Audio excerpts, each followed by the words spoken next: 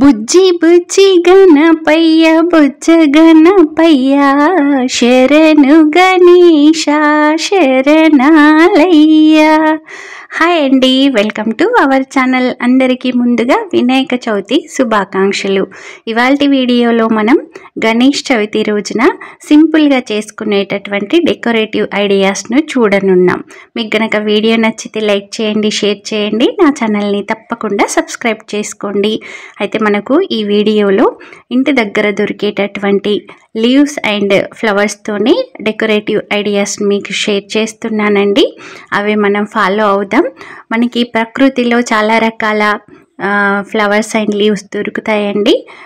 అందులో వచ్చేసి మనకు వినాయక చవితి వర్షాకాలంలో వస్తుంది కనుక అన్నీ కూడా మనకు ఫ్రెష్గా ఉండేటటువంటివి ఉంటాయి. అందుకని మనం వినాయక చవితి రోజున మనకి ఇంటి దగ్గరలో దొరికేటటువంటి ప్రకృతి సిద్ధమైన ప్రకృతి ప్రసాదించినటువంటి పూలు ఆకులతోనే ఆ గణేశుణ్ణి పూజించుకుందాం. అయితే ఇక్కడ మీరు చూస్తున్నారు కదండి, మనకి ఫ్లవర్స్ లీవ్స్తోనే ఉన్నాయి. కావాలంటే మీరు లైటింగ్ కూడా ఇలా అరేంజ్ చేసుకోవచ్చు.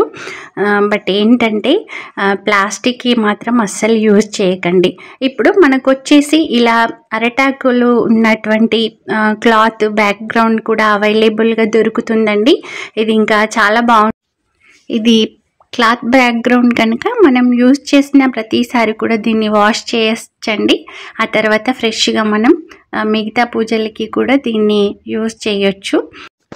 మీ గనక పసుపుతో గణేష చేయడం వచ్చి ఉంటే అలా చేసుకొని పూజ చేసుకోవచ్చండి.